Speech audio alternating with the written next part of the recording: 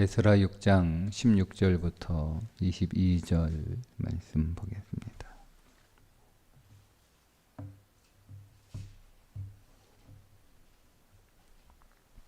함께 읽습니다. 이스라엘 자손과 제사장들과 레위 사람들과 기타 사로잡혔던 자의 자손이 즐거이 하나님의 성전 봉헌식을 행하니 하나님의 성전 봉헌식을 행할 때에 수소 100마리와 수양 200마리와 어린 양 400마리를 드리고 또 이스라엘 지파의 수를 따라 수염소 12마리로 이스라엘 전체를 위하여 속죄제를 드리고 제사장을 그 분반대로 레위 사람을 그 순차대로 세워 예루살렘에서 하나님을 섬기게 하되 모세의 책에 기록된 대로 하게 하니라.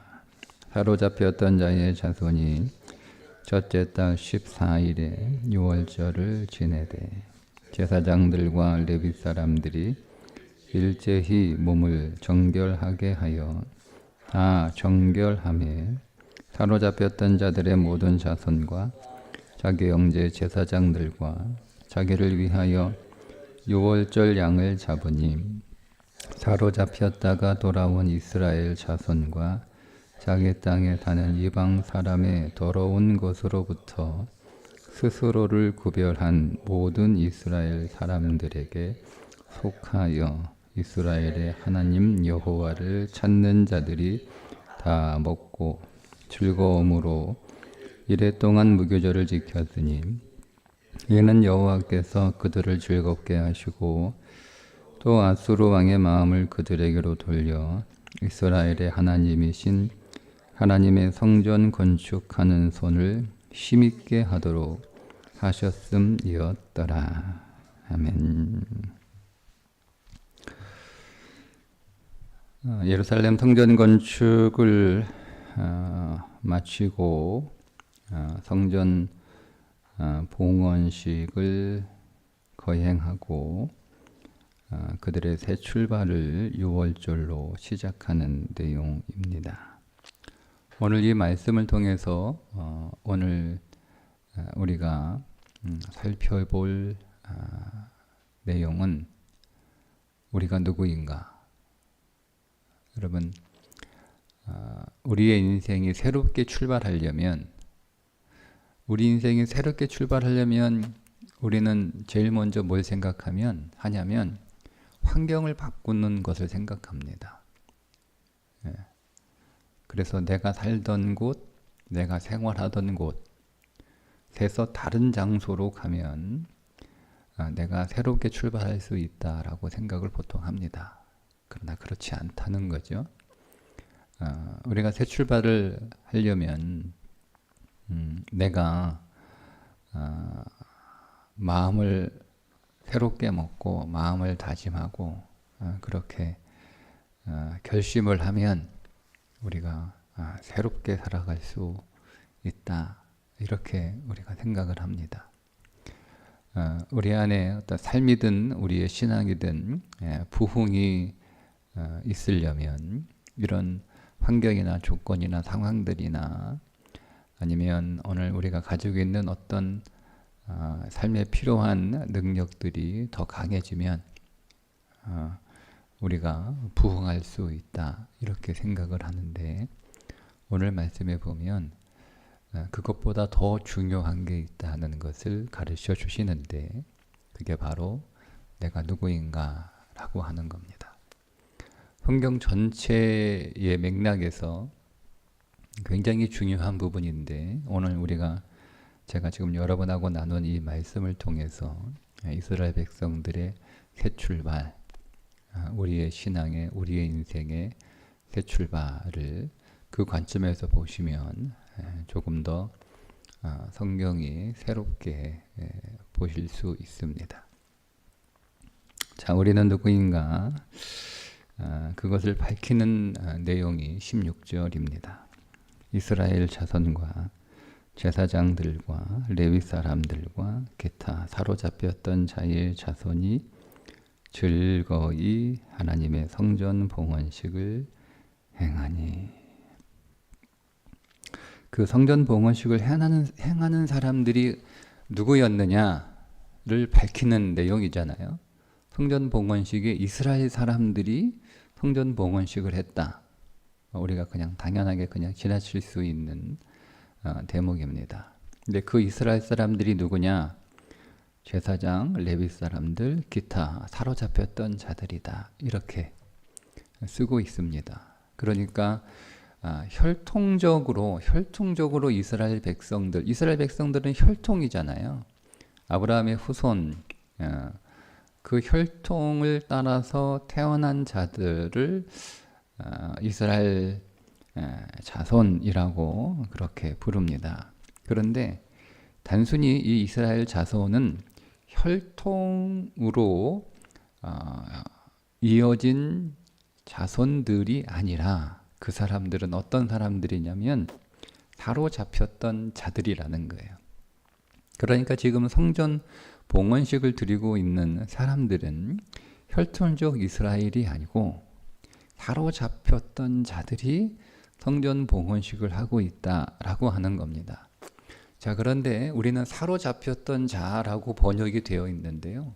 원래 이 단어는 추방된 자, 쫓겨난 자라는 뜻입니다. 그러니까 지금 에스라는 하나님의 백성이라는 이스라엘 자손이라고 하는 표현과 다시 하나님의 백성이 된 자들이 누구였냐면 쫓겨났던 자들이라는 뜻이에요. 그러면 이 쫓겨난 자들이 하나님의 백성 이스라엘, 혈통적 이스라엘이 아니에요. 하나님의 백성 이스라엘이 되려면 어떻게 해야 되죠? 쫓겨났다라고 하는 단어를 쓴 이유가 저는 있는 것 같아요. 그게 왜 그럴까를 좀 묵상을 해보니까 에덴에서 쫓겨난 사람들이에요. 거기까지 가는 거예요. 자, 에덴에서 쫓겨난 사람들이에요. 그 에덴에서 쫓겨난 자가 다시 그 에덴으로 들어오려면 뭐가 전제가 돼야 되죠? 용서가 전제가 돼야 돼요. 하나님께 용서를 받지 않고는 쫓겨난 자가 에덴으로 들어올 수 없습니다. 그런 의미예요. 그러니까 사로잡혔던다라고 얘기하면 바벨론이 쳐들어와서 나라를 정복하고 사람들을 잡아갔다라고 하는 그 주체가 바벨론이 되잖아요. 그런데 쫓겨난 자라고 하게 되면 쫓아난 존재가 누구인 거예요? 하나님인 거예요. 하나님의 땅에서, 그게 약속의 땅이잖아요. 그게 하나님이 주신, 하나님이 통치하시는 하나님의 땅에서 하나님이 쫓아내신 거예요. 쫓아내. 자, 그럼 이 쫓아낸 사람들이 다시 들어오고 싶다고 다시 들어올 수 있는 건 아니잖아요. 에덴에서 쫓겨난 사람이 쫓겨나고 보니까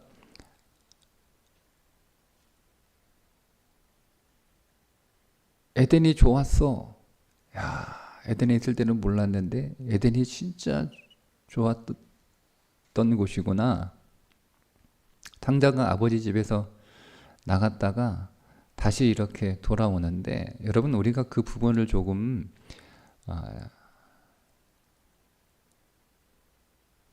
오해하는 경향이 있는데요. 아버지가 그냥 받아준 거 아니에요. 아버지가 어떻게 그 아들을 받아들였죠? 뭐가 죽었어요? 송아지가 죽었어요. 그냥 받아준 게 아니에요. 예. 그 창자 이야기의 사실 핵심은 뭐냐면 소가 죽는 거예요. 예. 그냥 온다고 덥석 받아주는 게 아니에요. 성경은 그런 원칙이 없어요. 성경은 정확하게 원칙이 있어요. 나갔던 자들은 용서를 받아야 돼요. 그래야 들어올 수 있어요. 그러니까 야, 내가 집 나가 보니까 아버지 집이 최고였구나 라고 해서 아버지 집으로 가야지 라고 해서 돌아왔다고 아버지가 그냥 받아준 게 아니에요. 아버지는 소를 죽여서 용서하실 만큼 그 아들이 소중하다, 이렇게 보셔야 되는 거예요. 자, 그러면 사로잡혔던 자들은 쫓겨난 자들이면 하나님이 쫓아냈어요. 하나님이 쫓아낸 거예요. 예.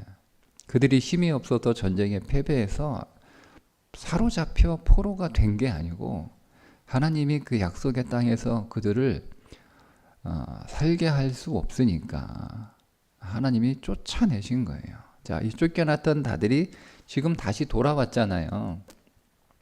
이거를 다시 돌려보낸 사람이 고레스입니까? 고레스가 고레스 칙령을 발표를 해서 포로에서 잡혀온 사람들은 원하면 고향으로 다 돌아가라. 그렇게 해서 고레스가 보냈습니까? 그 고레스의 칙령을 듣고 고향으로 야 이제 돌아가자라고 해서 돌아가고자 했던 사람들이 자기가 돌아오고 싶어서 돌아온 거예요. 성경은 그렇게 보지 않아요.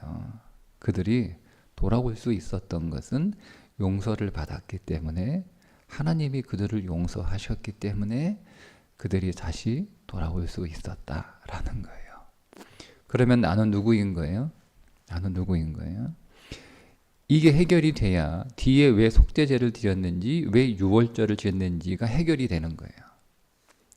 이게 해결이 안 되면 그냥 속죄제다 드렸구나. 그냥 이 사람들이 유월절을 드렸구나. 이렇게 되는 거예요. 그러니까 우리는 누구인 거예요? 우리는 용서받은 자예요.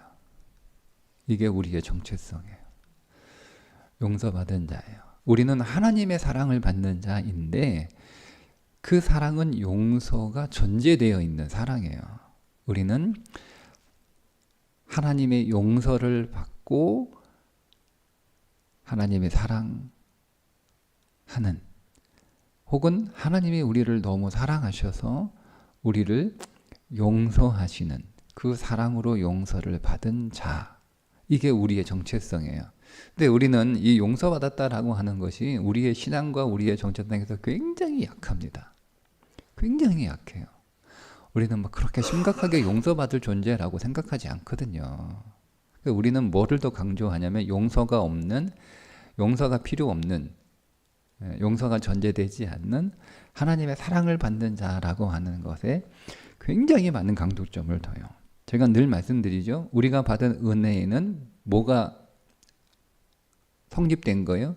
공의가 성립된 은혜예요. 공의가 없는 은혜는 없어요. 항상. 그러니까 사랑은 항상 뭐가 전제가 되는 거예요? 용서가 전제되어 있는 사랑이에요. 이걸 꼭 기억하셔야 돼요. 은혜는 항상 뭐가 전제가 된 거예요? 공의가 전제가 된 거예요. 그러니까 용서가 충족되지 않고 또 공의가 충족되지 않은 상태에서 사랑과 은혜는 알맹이가 없는 거예요. 그러니까 항상 오늘 우리는 하나님 앞에 나는 하나님의 사랑으로 용서받은 자들이다 라고 하는 그 자기 정체성이 우리 안에 아주 강하게 서 있어야 되는 거예요. 자, 그렇게 우리가 용서받은 자라고 하는 자기 정체성의 고백이 있었기 때문에 바로 뒤에서 성전 봉헌식 때 뭐가 나와요? 속죄제가 나오는 거예요. 아니 왜 뜬금없이 속죄제를 드려요? 그냥 잔치하면 되는 거 아니에요? 그래서 속죄제를 드려요. 속죄제를. 총 제물의 수가 712마리인데요. 솔로몬이 성전 봉헌제 갈 때 드렸던 제물의 수의 100분의 1밖에 되지 않지만 이들의 형편에서는 최선을 다해서 속죄 제사를 드린 거예요. 그러니까 여러분 성전을 복원했기 때문에 너무 감사해서 이 엄청난 제물을 드린 게 아니고요. 초점을 다시 맞추셔야 돼요. 내가 하나님의 용서를 받았기 때문에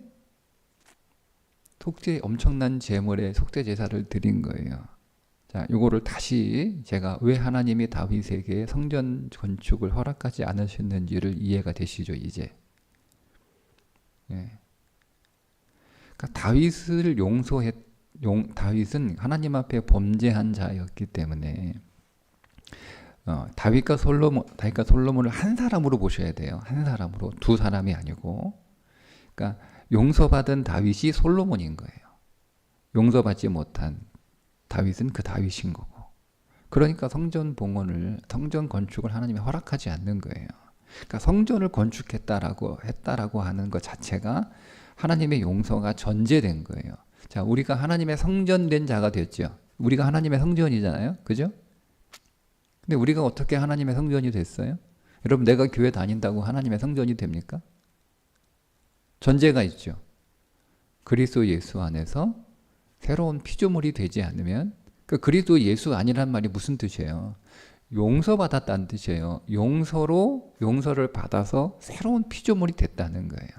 그러니까 새로운 존재, 새롭게 창조된 존재는 항상 따라붙는 게 있어요. 이거를 여러분, 별거 아니라고 우리가 옷을 사면 다 옷에 택이 붙어 있잖아요. 그죠? 우리는 그걸 다 잘라버리잖아요. 그렇듯 이걸 잘라버리면 안 돼요. 우리는 항상 다니는 우리의 중생한 이후에 우리의 삶에 택이 하나 있어요. 나는 용서받은 자라는 거예요. 나는 용서받은 자라는 거예요. 근데 그 용서를 어떻게 받았어요? 속죄제를 드리잖아요. 예수 그리스도가 우리의 용서를 위한 제물이 되셔서 우리는 용서받은 자라고 하는 것을 잊어서는 안 돼요. 그래서 이들이 성전 봉헌식을 하고 바로 유월절을 지낸 게 아니고요. 5주 정도 지난 후에가 유월절이 되는 거예요. 5주 정도. 그러니까 이스라엘의 종교력으로 따지면 성전 봉헌식은 12월이에요. 유월절은 1월이에요. 1월. 그러니까 이스라엘은요. 달력이 3개예요. 민간력, 유대력, 종교력. 달력이 3개예요. 유대력, 민간력, 그 다음에 종교력.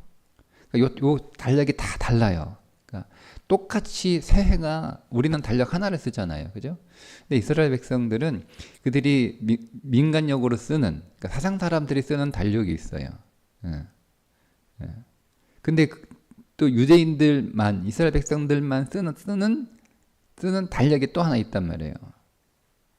그리고 그들의 신앙적 달력이 또 하나 있단 말이에요. 이 신앙적 달력의 1월과 민간력의 1월이 달라요. 그러니까 이들에게 하나님께서 6월절, 그러니까 출애굽할 때 6월절을 맞추고 나서 하나님이 그들에게 달력을 바꿔주시잖아요. 이제부터 너희들에게 지금이 새해야, 이렇게 말씀하시잖아요. 그러니까 그들의 출발은 뭐냐면요, 6월절이에요. 그래서 오늘 6월절을 드리는 거예요. 성전을 12월에 끝냈어요. 그리고 나서 5주 후에 1월이 된 거예요. 1월. 그리고 나서 바로 1월이 됐고, 6월절은 1월 14일이잖아요. 그런데 그냥 달력으로는 7월이에요. 7월. 그냥 달력으로는. 그렇게 해서 이들이 6월절을 통해서 우리는 새 출발한다. 우리는 새 인생이 되었다. 이게 잘한 거잖아요. 그러니까 이들의 새 출발이 6월절인데, 그 6월절이 말씀드린 것처럼 뭐예요? 용서받은 자들이에요. 그러니까 6월절. 그러니까 이스라엘 역사에서 그들이 우리가 좀 새롭게 살자, 우리가 새 출발하자라고 할 때 꼭 하는 게 있어요. 그게 6월절이에요. 이스라엘 역사, 특히 남유다 역사에서 히스기야 왕이 그랬어요. 계속 타락하는, 하나님 앞에 범죄하는 삶을 살아가다가 그들이 히스기야 왕이, 야, 우리가 이렇게 살면 안 돼. 똑바로 살아야 돼. 믿음으로 살아야 돼. 라고 했을 때 제일 먼저 한 게 뭐냐면 6월절 준수한 거예요. 그러니까 6월절로 다시 시작을 하자. 이렇게. 요시야 왕도 똑같았어요. 그래서 계속 하나님 앞에 범죄하자. 라고 하면서 살다가, 야, 우리가 이렇게 살면 안 되는구나. 그리고 자기가 왕이 되고 18년째 되는 해에 6월절을 회복합니다. 다 정비를 다시 하고. 그러니까 이 6월절이라고 하는 것은 성경 전체 맥락에서 뭐냐면 새 출발이에요. 새롭게 산다. 다시 산다. 이거예요. 근데 그게 왜 6월절이에요? 그 6월절. 그 핵심이 뭐예요? 용서받은 자라는 거예요. 그러니까 여러분, 내가 용서받은 자라고 하는 그 믿음의 진정한 고백이 없이는 우리의 삶은 절대 이렇게 말씀드려서 좀 부담스럽긴 하지만 강조한다는 의미로 이해를 하시면 돼요. 근데 저는 절대라고 생각을 합니다. 절대 우리 인생에 새 출발은 없습니다. 우리가 용서받은 자라고 하는 그 믿음의 고백이 정말 우리의 심령 안에서 고백되고 그렇게 믿어지지 않으면 절대 우리 인생에 부흥은 없습니다. 이게 성전봉헌식과 유월절에 관한 오늘 본문의 말씀이에요. 언제나 그랬어요. 언제나. 성경 전체에 흐르는 맥락이에요. 그러면 다시 오늘 말씀을 정리하면 내 인생이 새로워지고 변화되고 좋아지고 더 나아지고 정도가 아니고 내 인생의 삶과 신앙이 부흥하려면 우리는 어디로 다시 돌아가야 돼요? 내가 누구인가? 나는 용서받은 자라는 거예요. 하나님의 사랑으로 용서받은 자라는 거예요. 근데 그 용서가 어떻게 받은 거예요? 그냥 하나님이 야 내가 용서해 줄게 이렇게 말씀으로 된 게 아니에요. 하나님이 십자가에서 나와 함께 내 대신 나를 위하여 죽으심으로 우리가 그 용서를 받았어요. 여러분 이게 이해가 되시면 정리가 되시면 주님이 가르쳐 주신 하나님 나라 백성의 삶에 관한 6가지 원칙 가운데 우리를 위한 청원, 우리가 용서를 받은 것처럼 우리도 용서하게 하옵소서. 이게 이해가 되는 거예요. 네. 그러니까 이게 우리의 정체성이에요. 이 정체성. 우리는 이 정체성에서 이 땅을 살아가는 거예요. 그러니까 이게 신앙적으로 선명하게 정리가 되면 될수록 항상 기뻐하라고 하는 말씀이 비로소 이해가 돼요. 항상 기뻐하라는 긍정적인 삶에 대한 요구가 아니에요. 여러분 인간은 어차피 죄악된 세상에서 살고 있기 때문에 우리가 누군가에게 피해를 주기도 하지만 우리는 동시에 우리의 외부적인 환경에 의해서 피해를 당합니다. 우리는 피해자이면서 동시에 피의자예요. 우리는 피의자이면서 동시에 피해자입니다. 그러니까 우리는 피해자이기만 한 건 아니에요. 우리는 피의자이기도 해요. 여러분 이거 꼭 기억하셔야 돼요.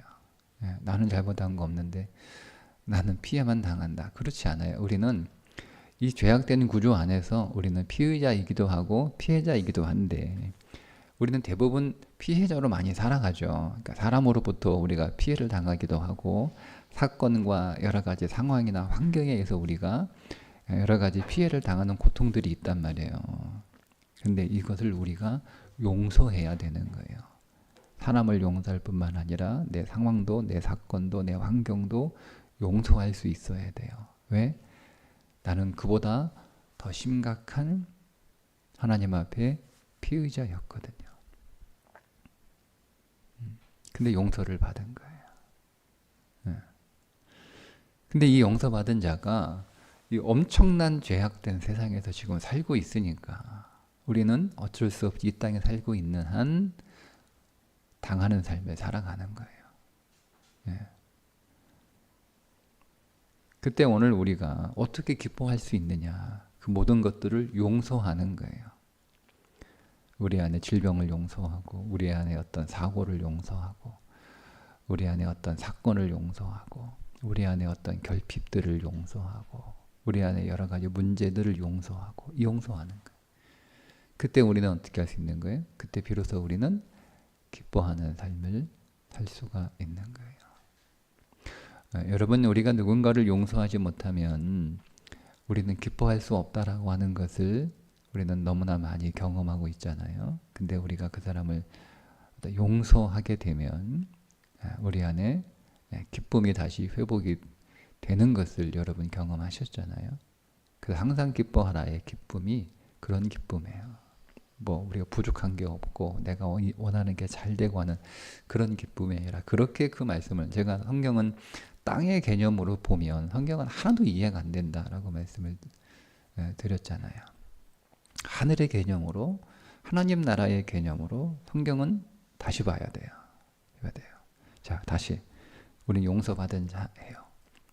여러분, 이것이 진심으로 우리에게 고백될 때 여러분 변화되고 싶고 더 잘 살고 싶고, 우리의 신앙만이 아니라 우리의 영만이 아니라 우리의 삶이 여러분 더 부흥하기를 원하십니까?